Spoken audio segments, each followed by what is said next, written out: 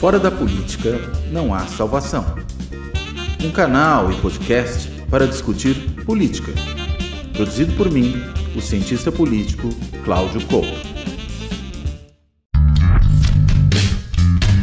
Bem-vindos a mais um Política na Veia. Política na Veia que começa essa semana, assim, estamos a 5 dias do primeiro turno das eleições municipais do Brasil. Ontem começou a incursão terrestre de Israel no Líbano. A promessa de Israel, que a gente sabe o quanto é confiável, vale tanto quanto a nota de 3, é que vai ser uma incursão militar limitada a um determinado espaço ao sul do Líbano, embora Israel tenha mandado que a maioria da população, de 20 cidades, saiam, deixem as cidades, porque os ataques serão violentos. Também tem todo esse discurso. Apareceu o ministro das Relações Exteriores de Israel dizendo que os civis não serão atacados. Que nem fizeram com a Palestina, né? É isso. Mas, como sempre, vou dizer o seguinte, mas aí é difícil de diferenciar quem é civil, né? São escuros, é a mesma desculpa. E a gente também tem toda essa discussão aí sobre as apostas online, a Bet. Eu acho que esses assuntos são os assuntos que nos levam aqui nesse início de programa, lembrando que o Política na Veia é uma parceria da Carta Capital, da TV GGN e do Fora da Política Não Salvação. Cláudio Couto, Nassif, bem-vindos. Eu vou começar pelo Nassif. Falando da eleição, a minha pergunta é a seguinte: a gente tem visto as pesquisas aí, há uma certa capacidade do Marçal continuar se mantendo num determinado patamar, segundo as pesquisas, embora vários trackings que não são, obviamente, pesquisas registradas, mostrem ele num patamar abaixo de algumas campanhas, a saber ou não, é o que a gente vai saber. Eu tenho dúvidas se ele realmente está nesse patamar, mas o fato de que ele está ali, como diz o pessoal, nos últimos anos, tem mostrado resiliência, essa palavra aí que entrou meio na moda, né?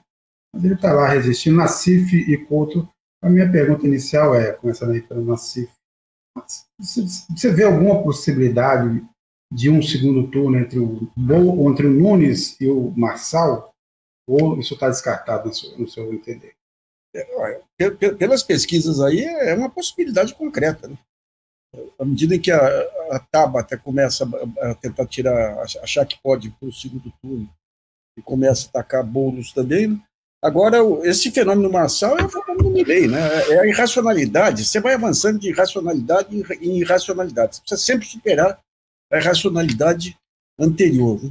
E do outro lado, você tem dois modelos: esse modelo desse liberalismo extremado e o modelo de cooperativo e tudo que os progressistas, nem digo esquerda, os setores civilizados deveriam empunhar, né? Como você não consegue daqui apresentar alternativa, então aqui, digamos, aquela roda das radicalizações sucessivas acaba levando a Milei da Argentina e a um Marçal aqui, né? E o Marçal é filho direto do modelo de negócio das evangélicas.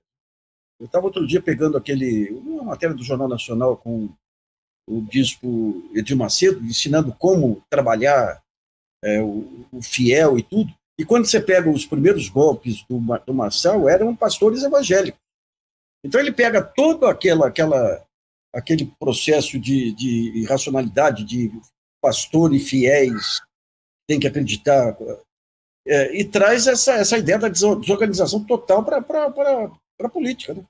Vai colocar 2 milhões de emprego lá, agora diz que se for eleito presidente vai levar capital para o Maranhão. Então é a irracionalidade em todos os níveis e que pega. Ontem eu catei uma porcaria de um cara de Uber, preconceito enorme contra o Boulos aí, que o Boulos herda do PT também, né? E essa ideia dele como invasor de casa. Agora, o que enche,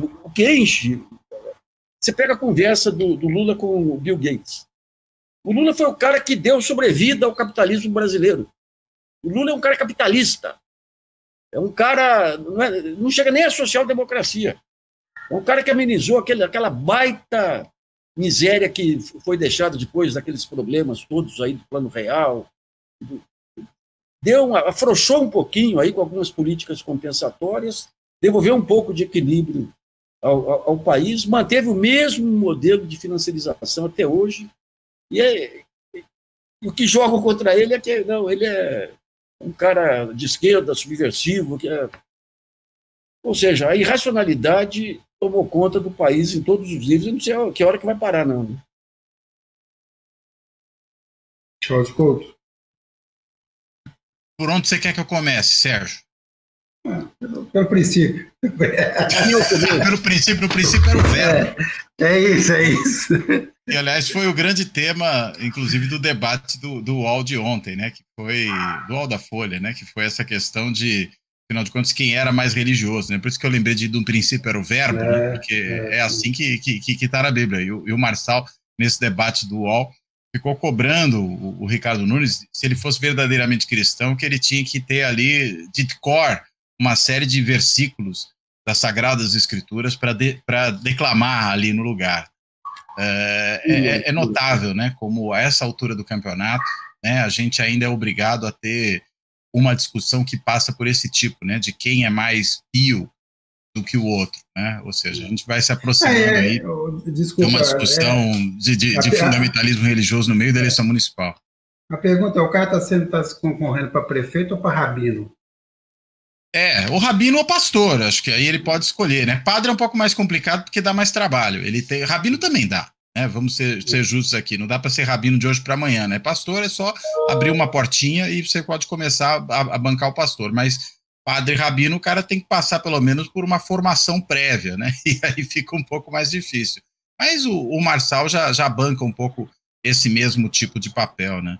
É o farisaísmo, né? Na realidade, se a gente quiser ler isso, inclusive com olhos bíblicos, é o farisaísmo. São esses sujeitos que instrumentalizam a religião o tempo inteiro para poder justamente fazer esse tipo de proselitismo junto a uma parcela do eleitorado. E olha que o Marçal já tem aí uma vantagem significativa entre os evangélicos. Acho que a tentativa dele é muito mais arrebanhar, e outra palavra que, de certa maneira, pode ser pensada em termos bíblicos também, arrebanhar mais alguns desgarrados aí do bolsonarismo que ainda estão com o Nunes para o seu pastoreio, né? Acho que é um pouco essa a ideia do que ele está colocando ali.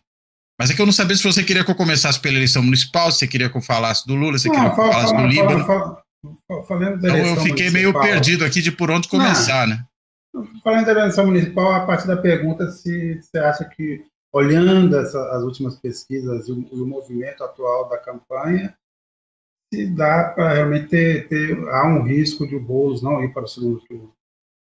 Eu acho muito pouco provável, né? Quer dizer, nada é impossível em eleição, né? O pouco provável, eu acho que se aplica mais. Porque eu acredito que, na realidade, o que está em disputa hoje é esse voto mais à direita, né? O voto à esquerda, eu entendo que ele está consolidado no Boulos, você tem ali um nicho também de voto progressista com a Tabata, e ela está um leve crescimento nessas últimas pesquisas todas, né, todas oscilando um pouquinho para cima, então pode ser que ela pegue ainda alguns votos desse setor, mas não creio que é o ponto de tirar do Boulos, né? As pesquisas mostram que o Boulos é, dentre todos os candidatos ali, o que tem o voto mais convicto. E aí, consequentemente, perder votos, ainda estando à frente, eu acho que é muito pouco provável. Né? Eu acho que mesmo esse crescimento da Tabata pode se dar muito mais em torno de um certo eleitorado centrista, que está ali com o Nunes, do que provavelmente um eleitorado à esquerda que está com o Boulos. Então, acho pouco provável que, mesmo com esse crescimento que ela está apresentando, se é que ele vai se confirmar até o final, que o Boulos perca empuxo. Então, acho que o Boulos está no segundo turno, a questão é saber quem estará com ele. O Nunes ainda é favorito, inclusive porque quando você considera o conjunto das pesquisas, o Nunes aparece na maior parte delas à frente. Né? A exceção ali é a Atlas, né? Que está destoando bastante das outras pesquisas. O Boulos aparece na frente já algumas rodadas da pesquisa Atlas, o que também destoa, porque em todas as demais ele aparece sempre em segundo lugar numericamente, atrás do Nunes, e nessa inverte. A minha dúvida é se isso não tem a ver com o tipo de pesquisa que a Atlas faz, que por ser uma pesquisa por internet, talvez capte mais o voto de um certo perfil de eleitor, que é um perfil de eleitor que é um usuário mais intensivo do meio digital. E nisso aí é bem provável que realmente um candidato como o Marçal tenha mais peso, e mesmo um candidato como o Boulos, que tem um voto jovem mais significativo, também tenha mais peso, deixando o Nunes um pouco para trás. Mas isso pode ser uma distorção. Nada disso confirma que vai ser esse o resultado na eleição do dia 6. Hoje eu ainda apostaria num segundo turno entre Boulos e Nunes. Acho que é pouco provável que a gente tenha qualquer outro resultado, mas, insisto, sempre falo isso, né? Talvez como um seguro aí, né? Eu posso ser desmentido pelos fatos, né? As eleições às vezes nos revelam viradas de última hora que não estavam sendo captadas pelas pesquisas e que aparecem ali na reta final. Acho que hoje menos do que já foi em eleições recentes, né, em que a gente estava num cenário muito mais volátil.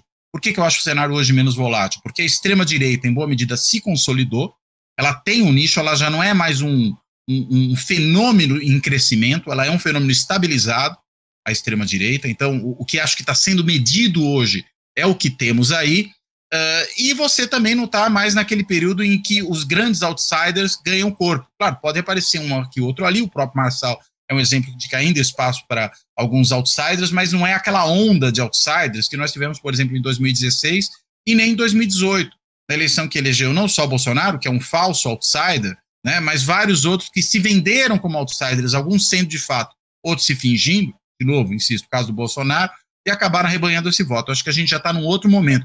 Muitos dos que surfaram na onda dos outsiders se consolidaram depois como representantes da extrema-direita, e aí ficaram.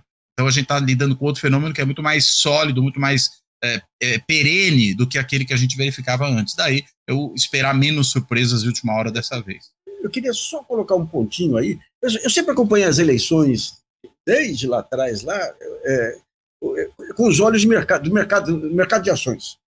No mercado de ações, a empresa não é boa ou ruim, não. Ela é barata ou cara. Então, o que acontece? Quando eles acham que a empresa está barata, ou seja, ela vale mais do que aquilo que ela... Então, você começa... Toda materinha sobre a empresa começa a ficar positiva. Você começa a dar uma leitura positiva. Daí o valor da empresa vai aumentando, aumentando, aumentando, daí há um sentimento que ela está cara. E daí toda a informação sobre ela passa a ter uma conotação negativa. Isso aí eu via muito nítido, esses movimentos, por exemplo, no período da Dilma, no período do Fernando Henrique, no período do Dória.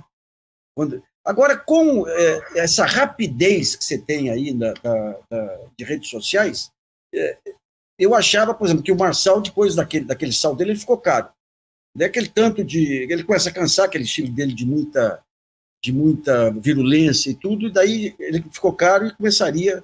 E, de repente, você vê ele voltando de novo a crescer.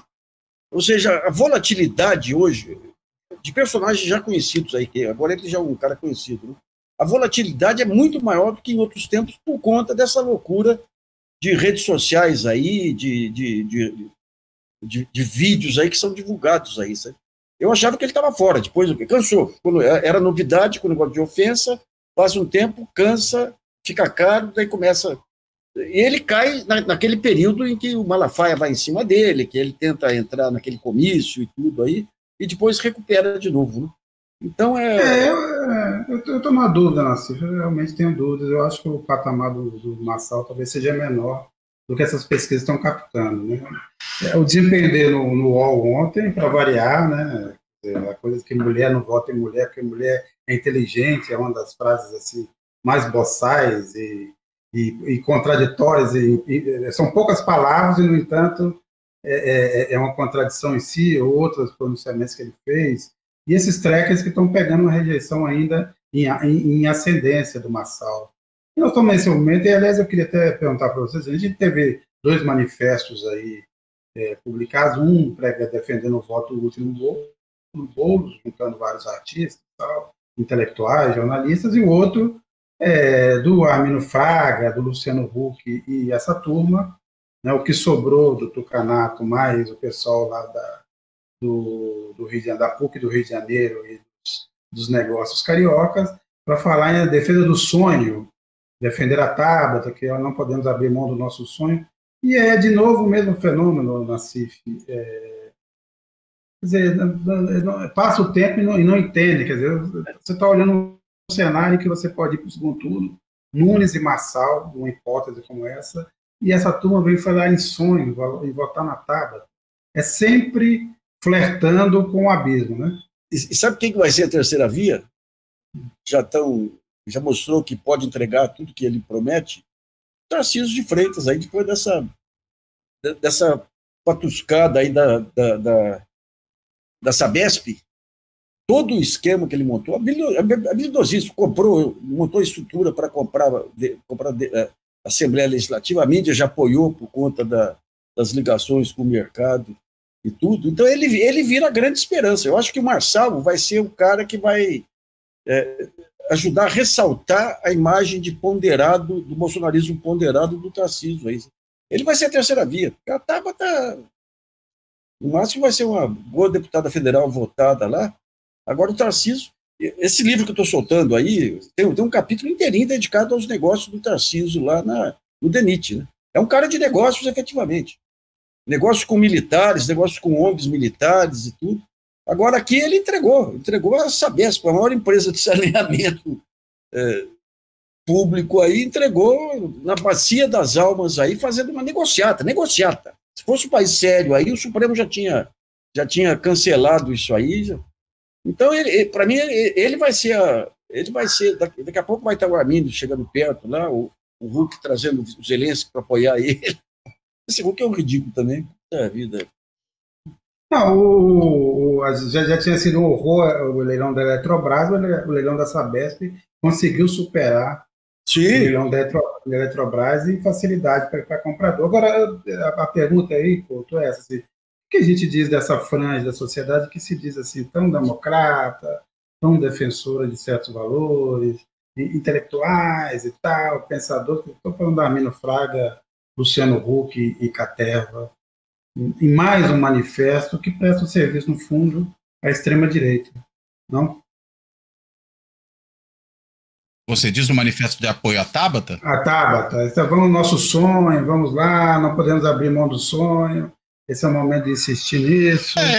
Eu não diria que presta um serviço à extrema-direita, o Sérgio, acho que é do jogo. Ela é uma candidata que está com a candidatura posta, tem uma postura aí mais à centro-esquerda, eu acho que está mais próxima das posições dessas figuras, é uma liderança política bem jovem, emergente. Eu acho que é do jogo, não diria que presta uma proposta de extrema-direita. Acho que se o tom do manifesto fosse outro, fosse um manifesto, por exemplo, de ataque ao Boulos, de desqualificação dele, algo dessa linha, sim, mas é um manifesto simplesmente de apoio a uma candidatura que, enfim, está num outro espaço desse espectro do que a gente poderia chamar do grande campo progressista, né? Eu discordo. Eu acho que, na realidade, é esperado. Você não acha que, quando se olha o cenário, fortalecer a candidatura com mais chance de enfrentar um desses dois no segundo turno faria mais sentido do que, nessa altura, falar em sonho, em voto, não sei o quê e tudo mais? Não, acho que até pode fazer mais sentido, entendeu? A gente pode até discutir quais são as melhores estratégias, mas eu não qualificaria essa opção como jogar água no moinho da extrema-direita. Eu não acho que se trata disso. Acho que se trata de candidaturas que, enfim, disputam aí um campo e que têm as duas legitimidade. E às vezes vai acontecer isso mesmo. A gente já viu isso em outras eleições acontecendo também, né? Candidaturas do mesmo campo ali progressista e indo todos. A gente está vendo, por exemplo, isso agora em Belo Horizonte também, né? Que você tem a candidatura da Duda Salabert e do Rogério, né, o deputado do PT, e que também estão ali se dividindo e com isso acabam não viabilizando um nome da esquerda no segundo turno. Mas, de novo, acho que é do jogo. A gente pode discutir se é uma boa ou uma má estratégia, mas eu não a desqualificaria como uma proposta que joga água no moinho, que vamos dizer, acaba sendo uma proposta a favor da extrema-direita. Acho que é uma proposta a favor de projetos que disputam espaço dentro do campo progressista. Agora, a gente está olhando esse cenário, antes de a gente falar do que está acontecendo no Líbano, no cenário internacional, eu queria levantar um outro ponto aqui, que é essa agora, de repente, todo mundo descobriu os problemas das apostas online, das bets e tal, o que antes era só uma tentativa do governo de organizar a existência dessas empresas de apostas para arrecadar, passou a ser agora um caso de você limitar, diante das sucessivas operações policiais que têm mostrado não só o tamanho da fraude, mas como isso está ligado ao crime organizado e como isso se infiltrou, também virou, inclusive, um problema de saúde pública. Agora tem várias iniciativas para tentar moderar ou tentar controlar esse processo. O Haddad falou o ministro Fernando Haddad disse que 600 dessas empresas de aposta online vão ser tiradas do ar, e o governo em breve vai soltar uma lista com as empresas que são autorizadas a atuar nesse setor. A gente tem aí mais de 120 projetos nessa altura em tramitação no Congresso, mas eu queria levantar um ponto, e aí Couto e Nassif, que é o seguinte: obviamente, parte disso é uma tentativa de conter a possibilidade de beneficiários do Bolsa Família usarem o dinheiro através do cartão para fazer o jogo. Eu acabo achando isso assim, sempre aquela intervenção moralista em relação ao pobre. Eu me lembro de um esquete, Couto e Nassif, não me lembro se foi no Vivo Gordo ou se foi na TV Pirata lá nos anos 80, chega um maltrapilho e chega para uma senhora, uma madame, e fala o seguinte: minha senhora, me arruma um dinheiro que eu quero comprar cachaça. E ela diz: não, você é mentiroso, você quer comprar pão. Ele: não, eu juro para a senhora, eu vou comprar cachaça. Ele diz: não, tu vai comprar pão, você é um miserável, vai embora sem dar dinheiro para o sujeito. E é um pouco, me lembra, essa situação do Bolsa Família, que é o seguinte: o modelo do Bolsa Família, que é o modelo de renda mínima, é uma ideia liberal, não é uma ideia keynesiana.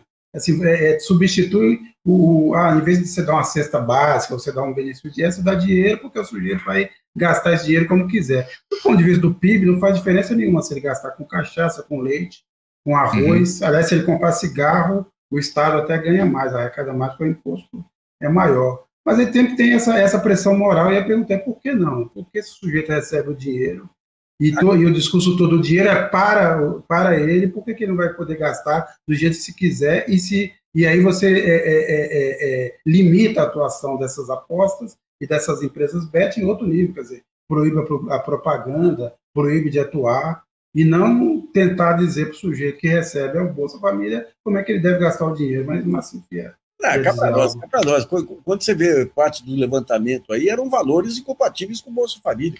Então é muito mais fácil ter sido aí uma fraude bancária, que é a responsabilidade do Banco Central, mas se ele joga para o Bolsa Família, ele tira a responsabilidade. Né? Agora, cá para nós, gente, cá para nós. O próprio Banco Central fez esse levantamento, tudo aí. Esse jogo está livre aí desde o Temer. Mas o Haddad gosta de sofrer, então o Haddad, como gosta de sofrer, falou em legalizar. Toda a conta da inadimplência, que vem de 4 anos para cá, caiu nas costas dele. Né? Mas esse negócio se a gente pega... Aliás, tem um capítulo também no meu livro que eu pego esse negócio do crime organizado em torno dessas máfias do jogo. Se você pega todos os grandes escândalos dos anos 90, vem da máfia dos jogos. Desde aquela de Las Vegas, que conseguiu fazer o contrato, ainda no tempo do Itamar, contrato com a Caixa Econômica Federal, depois mantido pelo Sérgio Cutolo, esse contrato, a GTEC, lembra? E a GTEC tinha um baita lobby, tinha um ex-vice-presidente americano que era lobista dela. Daí a GTEC se alia ao Carlinhos Cachoeira, vem a máfia espanhola para cá também. Então isso aí, essa tradição. E quando entra o Bolsonaro, a primeira coisa que ele faz quando vai para os Estados Unidos, o Trump apresenta ele para o chefe da máfia de Las Vegas aí, que é aquele cara que queria transferir a capital de Israel para Jerusalém, que morreu agora aí. Esqueci agora o nome dele. Que era o chefe da máfia lá. E daí você tem todo um jogo. Você vê como é o jogo aí. O Bolsonaro vai conversar com ele, ele bancou a campanha do Trump, bancou a campanha do Netanyahu e ajudou na campanha do Bolsonaro.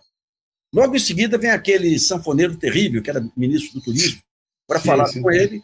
Vai o tesoureiro da família Bolsonaro, que era o filho lá, vai falar com ele. Logo em seguida, eles tentam entrar em contato com um fundo soberano de Dubai para montar a Acapulco brasileira em Angra dos Reis. Em Angra dos Reis. E você começa a ter um movimento das milícias lá, aquelas milícias da parte lá ligada aos Bolsonaro, em direção Rio das Pedras. E quando você olha aí, o jogo em todas as partes do mundo são as organizações criminosas que... Agora, a ingenuidade, o Haddad com essa ideia fixa aí de tem que fechar as contas, aí ele criou um problema monumental para ele e para o país também. Agora, você vão ter várias bets que vão sair do ar porque não estão legalizadas. E as outras? Vai ficar cada vez mais nítido esse problema de saúde pública aí, de lavagem de dinheiro e de tudo. E daí? Elas estão pagando 2 bilhões aí para conseguir autorização. Como é que o governo vai caçar autorização agora aí? É uma imprudência sem tamanho, sabe? E daí fala, não, mas agora, acho que o pessoal aí das associações comerciais tem que obrigar as bets aí a se responsabilizar pelo tratamento dos doentes. Eu falei, tá. Pavilhão dos louquinhos, tal, patrocínio Bet X. Pavilhão dos louquinhos nos jogos aqui, patrocínio Bet Y. Isso aí foi de uma imprudência sem tamanho. Por quê? Essa ideia fixa de que você tem que ceder em tudo para poder fechar as contas e daí poder crescer no último ano. É um horror, viu? Olha, eu acho que tem uma questão aí importante, né? Você chamou a atenção para uma coisa, Sérgio, que é essa ideia de que aquele que recebe, né, o auxílio deve fazer com ele o que deve, né? Em princípio, eu acho que tudo bem, a gente pode admitir esse princípio, acho que ele faz sentido. Agora, a gente está falando de um caso que é uma epidemia de adição ao jogo. A gente não está falando de um gasto normal, a pessoa não está resolvendo se ela vai gastar aquilo tomando uma dose de cachaça no boteco, para usar aí a imagem, né, que foi lembrada aqui da piada, né, ou se ela vai, enfim, gastar aquilo com material de construção, com comida, ou pagando pipoca para os filhos, ou levando eles no cinema. Não é disso que se trata, a gente está falando de uma situação que, e é por isso que o assunto ganhou relevância, que se transformou numa imensa epidemia, né, de pessoas que estão se afundando no vício do jogo. E aí, claro, que se você criar mecanismos de restrição a esse perigo, ainda por cima de gente que já é muito vulnerável, porque por isso que recebe o auxílio, né? Porque se não recebesse o auxílio do Bolsa Família, é porque não estaria numa situação de vulnerabilidade, você pelo menos cria algumas travas aí para que a pessoa acabe caindo nessa coisa. É a mesma lógica do cartão de crédito. E aí você não está lidando só com os pobres, você está lidando com pessoas que podem ter até uma renda mais elevada, mas você também está criando ali uma restrição, ou seja, você só vai poder apostar com o dinheiro que você já tiver na conta. Né, jogar isso para frente e gerar uma situação de endividamento não vai dar. Então, acho que essas medidas elas fazem sentido, né? Senão a gente cai aí num liberalismo bobo, né? Um liberalismo ingênuo, que não faz o menor sentido, né? Há alguns que acreditam nesse tipo de bravata, mas não faz sentido levar isso a sério, não é minimamente realista esse tipo de coisa. E acho que a gente tem que caminhar para uma regulação que, dentre outras coisas, e é incrível, né? Como não se pensou nisso antes, né? Ou se pensou, né? Por que não se fez, mas acho que a gente pode depois discutir esse outro aspecto, é proibir propaganda de bet. Assim como você não permite propaganda de cigarro, assim como você tem uma série de restrições à propaganda de álcool, né? Agora, propaganda de bet, a gente vê que não só é permitida, mas é o que mais há hoje. Outro dia eu estava assistindo um jogo de futebol com meu filho e a gente começou a contar o número de placas e de anúncios de bet também na camisa dos jogadores que havia no estádio. Então você tinha o patrocínio do nome do campeonato, você tinha mais umas 4 empresas com placas de marcas diferentes de bet naquelas placas do jogo, aí já dá umas 5, cada time com uma propaganda de bet na camisa, aí já dava 7. Então era uma loucura, né? Olha o ponto a que se chega. Quer dizer, a gente tem inclusive um domínio hoje do mercado publicitário, acho que devem ser os maiores anunciantes do país hoje. Eu não tenho esse levantamento, certamente. Mas certamente devem ser, porque não é possível que não sejam. Né, nessa dimensão que a coisa atingiu. Então é preciso começar a estancar essa sangria nessas frentes, né, ter um aperto regulamentador. E agora, a gente poderia se perguntar também por que diabos permitiram esse negócio lá atrás. Porque no caso do cassino, eu até consigo ver alguma plausibilidade no argumento, que é aquele, não, a gente cria aí resorts que vão produzir turismo, e tudo bem, você vai empregar as pessoas que vão trabalhar no cassino, no hotel, no restaurante. No caso da Bet, nem isso. Você põe ali um computador para programar os negócios, não precisa botar quase ninguém trabalhando naquilo, e o sistema funciona. Ou seja, nem emprego e atividade econômica local isso gera. É pura sugação de renda. Então, eu acho que realmente a gente precisa ter um freio de arrumação, pelo menos no sentido de uma regulamentação muito mais estrita desse negócio, e começar a discutir se a gente não deve dar um passo atrás, né, no sentido de voltar a cancelar essa coisa, né, de colocar esse treco na ilegalidade novamente, porque realmente virou um problema, virou uma epidemia, sem que haja qualquer ganho substancial do ponto de vista econômico. E veja, eu sou um antiproibicionista, eu acho que não faz sentido ficar proibindo certas coisas, né, porque eu acho que na realidade você mais gera efeitos colaterais negativos do que propriamente ganhos. Acho que o caso das drogas é um que a gente poderia discutir nesses mesmos termos. Você proíbe as drogas em geral, você fomenta toda uma estrutura criminosa organizada em torno do ganho de renda, né, que, né, o tráfico de drogas vai te gerar.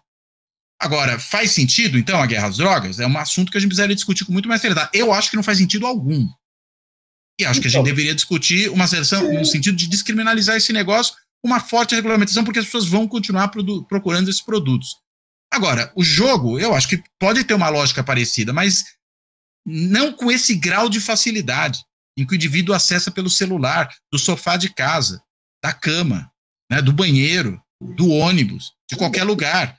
Então, é possível criar alguns mecanismos que pelo menos inibam essa condição de ceder à compulsão de maneira tão fácil. E, para isso, há mecanismos regulatórios possíveis. Então, mas o ponto que eu estava levantando é justamente esse, Paulo. Quer dizer, regular. Tem um outro ponto ainda que eu acrescentaria, é o seguinte: como é um setor totalmente desregulado, você não tem nem. Já se mostrou, e várias investigações já mostraram que a possibilidade, o arco de números com que essas bets trabalham torna ainda mais difícil ou impossível ganhar. Em jogos normais na loteria, por exemplo, você vai de 1 a 100 mil. E tem bets que vai de 1 a quase 1 milhão, de 0 a 999.999. Quer dizer, é um sorteio, ou sorteios viciados. Onde só ganham lá. A lavagem de dinheiro você não segura. Quando começou esse negócio das bets, teve um artigo do Nelson Motta no Globo que precedeu o início da publicidade intensiva das bets na home do Globo. É um artigo terrível que ele repetia. Sério, novidade, ele escreveu um artigo ruim. Todos os argumentos, quando veio aquela febre das maquininhas caça-níqueis aqui, que surgiu com aquela Lei Pelé. Eu tive muita discussão lá, por princípio eu sempre fui contra jogo. Eu fui uma vez no hotel desse cara de Las Vegas, aí para um congresso de tecnologia, e tinha as máquinas, para você subir para o andar, tinha as máquinas lá. Eu passava até sem olhar as máquinas com medo, rapaz, com medo. Mas o Nelson Motta, quando coloca lá, ele fala, não, é o setor mais fiscalizado do mundo, não tem. Gente, se você quiser lavar dinheiro, é muito simples. Porque você tem uma parte que é loteria esportiva aí, as bets, que você compra jogador e tudo aí, mas basta você pegar um prêmio qualquer, ou de sorteios, e saber antecipadamente quem vai vencer o prêmio e passa o número para o cara que quer lavar dinheiro. Então ele coloca 20 milhões lá de aposta, ganha 15 milhões e 5 milhões ficam por conta aí da comissão da lavagem de dinheiro. Né? Isso aí, olha, vai competir muito com algumas igrejas aí que são especialistas nisso também. Viu? Não, o que eu estava argumentando, Cláudio Couto, na história do Bolsa Família é o seguinte, é que, na verdade, a discussão descambou para isso e é sempre com esse moralismo. No caso da direita, do bolsonarismo, é sempre a ideia de que, tá vendo, o Bolsa Família é uma fábrica de vagabundos, você dá o dinheiro para o cara, ele gasta como quer, tal. E no caso da esquerda, sempre uma certa tutela sobre as coisas. Agora, mas é o que você levantou. O ponto principal era regulamentar quem oferece o jogo e não quem está sob o risco de consumi-lo, né? Quer dizer, impedir ou dificultar que você tenha acesso a eles e não demonizar, como vocês lembraram muito bem, foi mais uma jogada do Campos Neto para desviar o foco da realidade, mas o fato nós estamos agora diante desse ponto e eu acho que em algum momento nós vamos ter que ter uma discussão, porque o que está sendo proposto até agora, me parece, não será suficiente para conter essa onda. Mas eu não acho que nem... Chegou. Só um detalhe, eu não acho que é nem no caso demonizar a pessoa que está, enfim, jogando. Mas eu acho que nesse caso o que se trata é de você, na realidade, criar mecanismos para que a pessoa não seja presa muito fácil dessa compulsão ao jogo. E aí você pode criar mecanismos inibitórios. Por isso que eu entendo que ele está um pouco dentro da mesma lógica da propaganda, né? Quando você tem a questão da propaganda, é isso. Você não está proibindo as pessoas de beberem, de fumarem ou de fazerem qualquer coisa desse tipo. Mas você está evitando que haja um instrumento que facilite que as pessoas cedam à compulsão. Eu acho que é mais essa a questão. Então, agora um ponto relevante nessa questão do controle. O próprio Haddad disse que é possível você amarrar o CPF da pessoa com o saldo que ele tem na sua conta corrente, definir limites. Daí eu acho que é um grau de intromissão meio complicado aí. Não precisa chegar a esse ponto. Mas eu acho que qualquer que seja o sistema aí, a lavagem de dinheiro você não tem como controlar. E essas bets, se você pega esse tanto de bets que tem aí, clandestinas, elas abrem diversos CNPJs aí, operam a partir de paraísos fiscais. Gente, a gente está pegando o centro do crime. Porque quando você pega com as VPNs, o cara às vezes pode jogar mesmo com o bloqueio que ele está propondo que seja feito aqui, né? Mas dá mais trabalho, né? A gente deve reconhecer, vai dar mais trabalho. Mas quando você fala em droga, a legalização da droga vai trazer esse submundo para a legalidade. Agora, quando você fala em jogo aí, essa facilidade do jogo, a facilidade de lavagem de dinheiro, pelo contrário, você vai abrir espaço para lavagem de dinheiro. Veja bem, eu não vou lavar dinheiro, eu não posso lavar dinheiro com uma bet que não é legalizada. Quando você pega aquele anão do orçamento, por que ele conseguiu? Achou que ia enganar lá, ganhar 15 vezes na loteria. Porque era na loteria federal que era legalizada. Então você não vai chegar na Receita e falar, olha, eu ganhei isso aqui numa bet que não é legalizada. Quando você legaliza, você abre espaço para lavagem de dinheiro efetivo. Agora eu até pedi que quem nos assiste, alguém entender como é que funciona esse esquema, um de vocês, assim, por exemplo, eu entendo muito bem o esquema da rifa de carro, né? Você escolhe um ganhador ali e tal, todo mundo dá um dinheiro para essa rifa desse carro, você não sabe nem como conseguiu, se é roubo ou não, e ali você tem um lucro. Agora, tem um jogo, um tipo de aposta ou de disputa que me intriga muito, que é a seguinte: o sujeito que fizer o maior depósito X leva em poucos minutos uma quantia, sei lá, se você nós vamos mandar para o seu Pix R$5.000 se quem fizer a maior depósito. Aí aparece depósito de R$90, R$100, e no fim lá, em tese, alguém ganha. Agora, obviamente, é um negócio obscuro. Eu queria saber o tamanho do que é um negócio como esse. Como é que se movimenta, qual o tamanho de retorno que os caras têm numa história dessa e como é que consegue atrair para uma jogada como essa, entendeu? Assim, para mim é complicado. Não sei se vocês já viram esse tipo de aposta já. Vocês já chegaram, já trombaram com essa? É um tempo limitado, meia hora. Quem em meia hora der um maior lance leva um X lá em dinheiro. Entendeu? Parece o esquema de venda do Marçal, né? Lá no site dele. Também criava uma situação desse tipo, né? Quem fizer rápido consegue ter uma chance maior de ganhar alguma coisa. É a mesma lógica, né? Não é à toa que a gente está vendo quem é que também recorre a esse tipo de procedimento. Eu queria entender como é que funciona, né? Quer dizer, como é que atrai o tamanho disso. Mas o Cláudio Chon, que está nos assistindo, ele aqui volta à eleição, fala: Tabata é candidata à terceira via em 2026 ou 2030. Ela só entrou nessa para aparecer. Aí o manifesto do Armínio Fraga fica claro como cristal. E se junta também ao que o próprio Armínio Fraga falou. Não, isso sim, isso eu acho que pode fazer sentido mesmo. Isso eu não tenho dúvida. Até porque, enfim, para ela, mesmo perdendo essa eleição, ela sai maior do que entrou, né? Se projeta, garante provavelmente mais votos na próxima eleição para deputada, né? Que ela deve ainda disputar. 2026 eu acho que é muito cedo, né? Para ela até um pouco pela idade, e considerando aí qual é a idade mínima para ser candidata a presidente, porque ela está com 30 anos, ela teria que ter 35 pelo menos. Eu acho que ela não vai ter 35 na eleição de 2026. Acho que esse é o primeiro ponto, né? Acho não, tenho certeza, é só fazer a conta que a gente constata isso, né? Mas pode, eventualmente, depois se colocar como uma alternativa mais adiante. Agora, ela tem uma história de vida aí e tem uma combatividade que é bem interessante. É bem interessante aí para... Sim. Um tanto fabricado, né, Nassif? Um tanto quanto fabricado, né? A menina que saiu da periferia, aí fez um curso meio lateral em Harvard, mas ao mesmo tempo é branca. Não fez curso lateral, não, cara. Ela é formada em Harvard no Major e no Minor na graduação mesmo. Ela não fez só o Minor, não? Não, ela fez o Major, ela ia fazer um Major que é a parte mais substancial do curso, né, para quem não está familiarizado com o modelo americano. né, em astrofísica, e ela acabou tendo aula com o Steven Levitsky, lá de ciência política, e percebeu que era o que ela gostava mais, e ela mudou o major dela para ciência política. Acho que o minor é que ficou em astrofísica, mas ela fez a graduação padrão de Harvard, não é curso lateral, então, não. Então, me desculpa aqui, que eu, para mim, só tinha feito o minor. Inclusive, tem um depoimento do Levitsky divertido, que ele diz o seguinte, que ela foi a aluna mais brilhante que ele já teve, com o pior inglês que ele conheceu.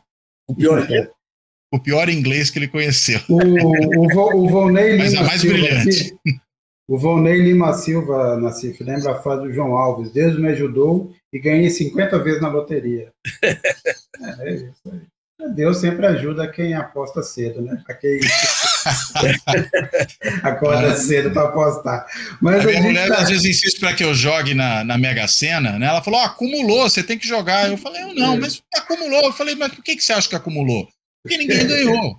Ou seja, é muito difícil ganhar esse negócio, não vou perder meu tempo, meu dinheiro com isso. Olha, eu tive muita sorte de ser viciado em jogo, o tempo que eu recebia mesada. Então eu perdi algumas mesadas e me vacilei. Saiu dessa, tá certo. Não, quando você perde... Eu estava outro dia contando, logo que eu vim para São Paulo, eu era bom de pimbolim. E eu saía com o Zé Roberto Alencar, que o Sérgio conheceu lá, e a gente ficava buscando pato. Então eu jogava com o Zé dava viradão, e eu ia perdendo para o Zé, daí eu ficava indignado, chamava alguém para jogar, daí a gente ganhava dele. Daí um dia eu fui jogar, era num pimbolim lá da Avenida de São João. O Jorge Skosteg, não sei se vocês conheceram. Eu conheci só de nome. O Skosteg trabalhou na Veja e era um urubu, rapaz. Ele ficou me secando lá. Eu perdi o relógio que o meu avô me deu. A partir daí eu falei, sério? Não, rapaz. Não, rapaz, não faça isso. Ali não faça isso, não perca esse tipo de coisa. Parece que o Jorge era melhor que o filho, né? Aparentemente. Né? Era o quê? Parece que aparentemente o Jorge era melhor que o filho, né? Aparentemente. Não é filho, não. O neto, o quê? Não, sobrinho, não. Sobrinho. O Jorge era um figuraço, era do grupo gaúcho dos bons aí. Bem, a gente está aí nesse momento, como começou ontem, no fim do dia, o aviso foi dado, e começou no fim do dia no Oriente Médio, essa incursão militar de Israel. Israel disse que promete ser uma incursão limitada, pelo menos prometeu isso ao Biden. O Biden veio verdade esse bilhete. E o Biden veio a público dizer que está muito confortável com a situação. Então, o Biden está confortável. Não imaginaria algo diferente. Não imaginaria nada diferente vindo do governo americano. Quando a gente vê muito confortáveis com as atrocidades que Israel comete na Palestina, não é de hoje, é talvez desde 1947. Mas aí, o objetivo deles, o que é Irã. Então, qualquer preço que for pago aí. Agora, eu chamo a atenção aqui do papel terrível de estimular o antissemitismo da CONIB aqui, Confederação Israelita Brasileira. Um horror o que eles estão fazendo. E essa história, quando você pega em particular, não, mas eu sou a favor dos dois estados. Eu sou contra o Netanyahu. Publicamente, endosso, o silêncio é endosso a essa loucura aí que está sendo cometida. Mas aí, até eu estou trazendo uma hipótese aí meio complicada, é o seguinte, com essa disputa, quando você pega China, Rússia e Estados Unidos e tudo, você passa a levar guerra para todos os cantos. Aqui você quer pegar o Irã. O Irã é a civilização do mal aí para tentar pegar a Rússia lá com... O que impede lá na frente, à medida que o Brasil, do Lula, tente aprofundar relacionamento com a China, a Argentina do Milei não faça alguma coisa. E se fizer alguma coisa, eu estava vendo outro dia, hoje, uma matéria daquele rapaz, está muito bom, do Estadão, Marcelo Godoy, que vários estrategistas brasileiros aí se reúnem lá no clube da Praia Vermelha, militares e tudo, para os aprendizados que você tem com a guerra de Israel, a nova mudança, um bando de craques aí. Aqui a internet, se você tiver algum problema lá na frente, com os Estados Unidos apoiando a Argentina de Milei contra o Brasil de Lula, basta fazer assim, clique, acaba toda a internet brasileira. Então essa questão da segurança nacional, com esse mundo maluco que está em efervescência aí, com essas disputas entre potências e tudo, passa a ser um ponto central. E os militares não têm a menor noção do que é soberania cibernética, o que é, não tem a menor noção. Querem é inacreditável, querem fazer seus cursos lá nos Estados Unidos, aí, que nem juízes e delegados aí. Então, digamos, essa visão de soberania nacional vai ter que ser revista rapidamente, e não vai ser esse ministro da Defesa que vai fazer, né? A gente está vivendo, Cláudio Couto, um momento também assim, peculiar no caso dos Estados Unidos, está no meio da eleição, isso fragiliza uma posição dos Estados Unidos, que já é frágil demais, porque os Estados Unidos, como você ressaltou bem, não é de hoje, mas particularmente nesse momento, endossou todas as atrocidades cometidas pelo governo do Netanyahu. Então, e prometeu que ia controlar, que a diplomacia, quer dizer, vetou, por exemplo, na verdade, levou a ONU, o Conselho de Segurança, a uma posição de impossibilidade de qualquer reação, dizendo, deixa comigo, matou no peito como Fux, eu vou resolver, isso do ponto de vista diplomático. O Antony Blinken atualmente conhece bem todas as principais capitais do Oriente Médio, ele já foi lá umas 9 vezes desde o início desse conflito, passeou, fez tudo, mas nunca trouxe nada de muito concreto, e o Netanyahu fazendo o que fazendo, ou seja, faz de capacho a diplomacia americana para atender os seus interesses. Agora, tem um ponto agora importante, que é o seguinte: saiu pesquisa ontem dizendo que a Kamala Harris recuou no Michigan, que é um dos estados importantes para as eleições, e isso teria acontecido, segundo essas análises, porque é uma região que tem muitos eleitores árabe-americanos, que estão muito insatisfeitos e muito incomodados com a situação. Uma derrota da Câmara levaria à vitória do Trump, que é um sujeito que disse que com ele Israel vai poder então fazer o que quiser e além do que está fazendo. Então nós estamos vivendo esse impasse incrível na relação dos Estados Unidos, e a pergunta faz o seguinte: até agora o Irã, juntando com isso, tem até não reagiu à altura como prometeu, diz que a vingança ou o revide virá em determinado momento, mas tem sido muito cauteloso, mais cauteloso do que se imaginava. A pergunta é, diante do que está acontecendo agora no Líbano, a chance desse caldo entornar aumentou? Você acha que, diante também, pensando na situação eleitoral americana e mais o ambiente que está se formando no Oriente Médio, a chance disso descambar, que até agora não descambou como se imaginava, aumentou nesses dias? Eu acredito que não. Eu acho que, na realidade, o Irã não reagiu e não vai reagir. Acredito que, na realidade, o Irã sabe que o custo para ele também de entrar nesse conflito agora é muito alto. Israel está dando uma imensa demonstração de força ali, conta com a retaguarda americana para qualquer eventualidade.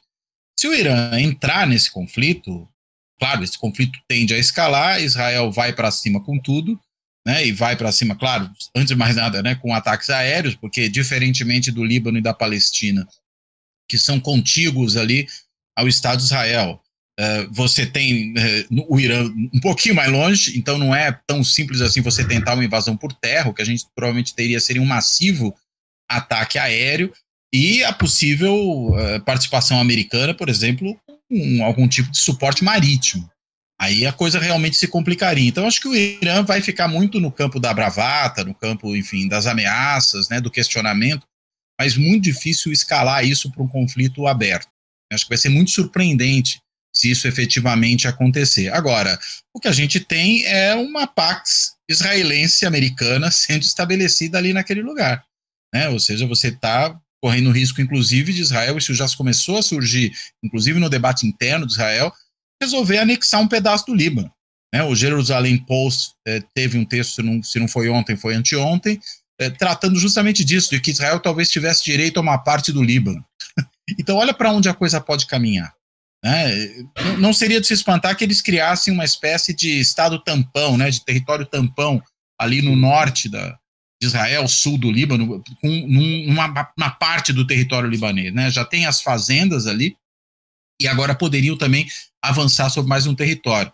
É essa a questão, Eles mostraram um poderio militar imenso, Até agora o Hezbollah não mostrou capacidade efetiva de reação, né? Os Houthis também não conseguem participar disso de maneira a constranger a atuação israelense. Tem, como eu já falei, a retaguarda americana e quem sabe até de outras potências do norte global, né? Potências europeias, evidentemente. Então, eu acredito que, na realidade, isso vai se consumar muito mais como mais uma transgressão da lei internacional, cometimento de crimes de guerra, cometimento de genocídio, de limpeza étnica por parte de Israel, sem qualquer tipo de sanção ou de consequência mais séria para eles. Agora é mais um desgaste aí para essa decadência americana também, né? Porque digamos que haja qualquer reação do Irã, vai ser mais um desgaste que nem teve no Iraque, que nem teve tantos... Agora é um fim de ciclo muito maluco, né? Porque o mundo toda a institucionalidade está indo para o vinagre, né? Você não tem mais a ONU como fator moderador. Aliás, o Lula fez um baita de um discurso lá, chamando atenção para esses pontos todos aí.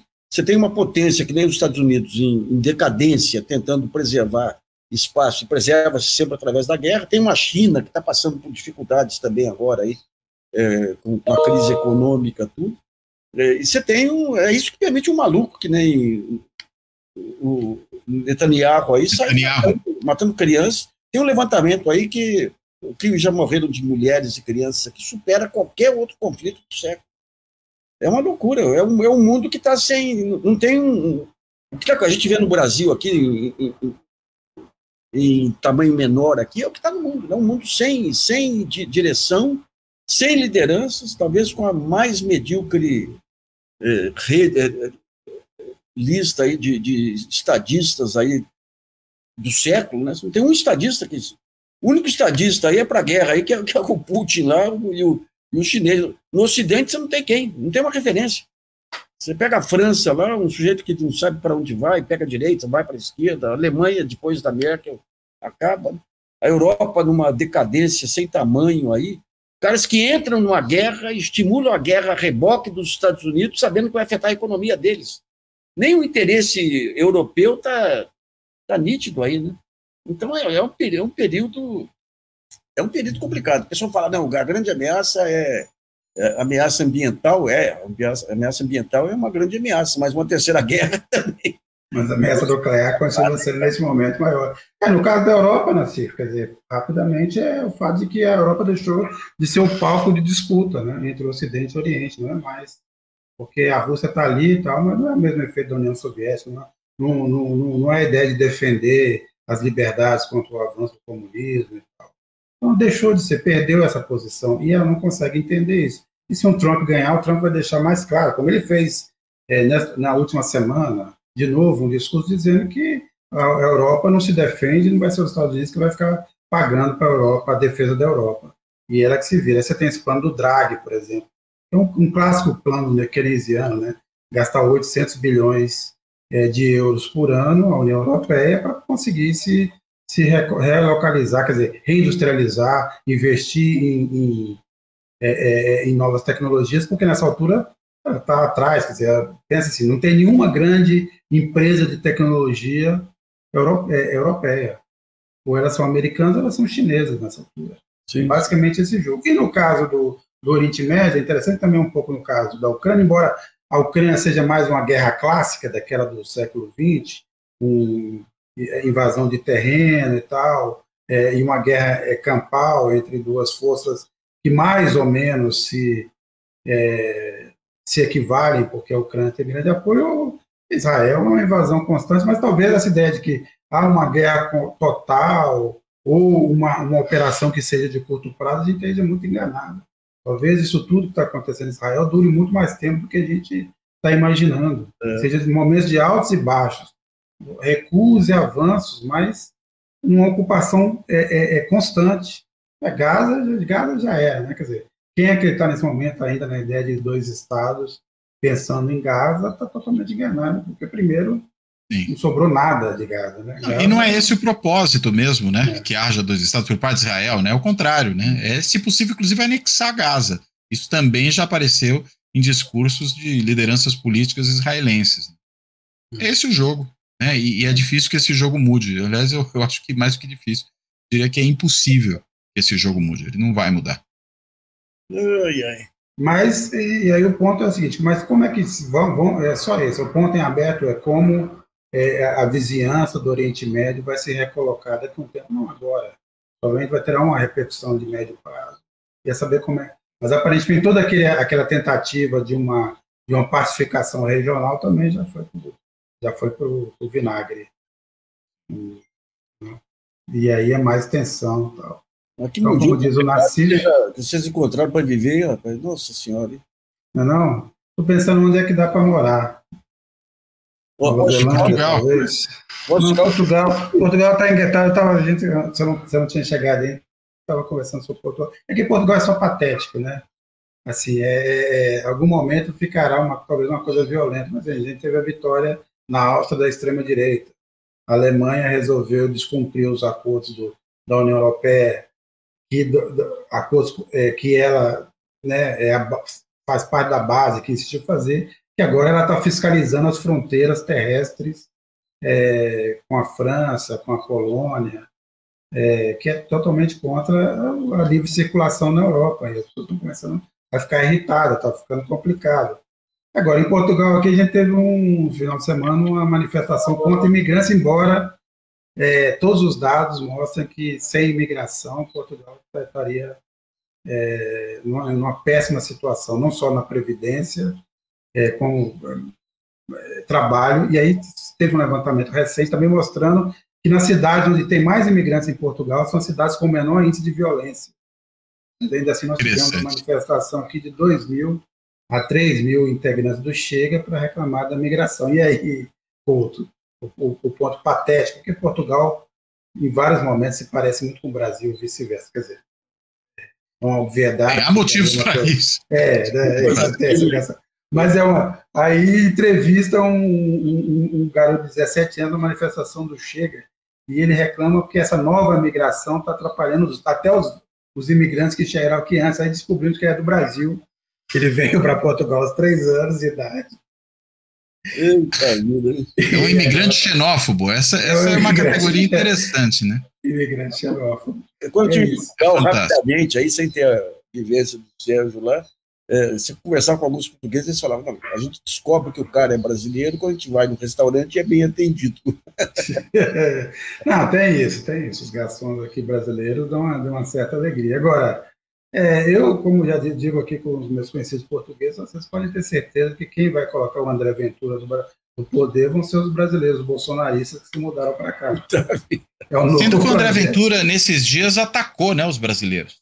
Fez um discurso contrário aos brasileiros, ele que, inclusive, tem no partido dele, eleito no parlamento português, um brasileiro. Claro, um bolsonarista, né, mas enfim. Sim. É isso, mas assim, o ponto principal dessa reorganização da crítica à migração tem a ver com os que não são da mesma religião, que não professam a mesma fé, ou seja, os nepaleses, os indianos sim. E outros de diferentes religiões que estão vindo para cá, mas que é uma comunidade irrelevante no número total de imigrantes. Mas a Europa está também nesse momento trágico, mas o problema é esse, assim. Aí é mais do que os Estados Unidos estão numa decadência profunda, mas ainda é a potência. A Europa já não é nada, né? A Europa hoje é basicamente uma espécie de ajudante de ordens dos Estados Unidos. Né? É o Mauro Cid dos Estados Unidos. A Europa civilizatória acabou do Brexit. Isso, já era. É isso, minha gente. Mas depois disso tudo, a gente que obviamente continua aqui com muito ânimo, né? Não? Com muita fé e esperança. Pode, né? Muita fé, esperança e caridade. O mundo não nos deixa muita alternativa, né? Se a gente nem ânimo tiver, a gente tá ferrado, mas os motivos são poucos, né? Pra gente ter ânimo. A gente tá vivendo uma fase muito complicada, né, da história. Muito complicada. E os bons tempos já se foram e não vão voltar tão cedo. Bem, na próxima semana a gente vai aqui analisar os resultados do primeiro turno, não só em São Paulo, mas nas principais cidades. Então, boa sorte para todo mundo. Votem aí, votem com consciência e com esperança. Não é isso? Nassif Couto. Assim como tem agora as bets falando de jogue com responsabilidade, a gente pode dizer vote com responsabilidade. É isso. Eu falei que esse negócio do Haddad falar em colocar tantas restrições assim é a bet com filtro. É que nem cigarro. É isso mesmo. É isso. Abração, pessoal. Tchau, gente. Abraço. Fora da política não há salvação. Um canal e podcast para discutir política. Produzido por mim, o cientista político Cláudio Couto.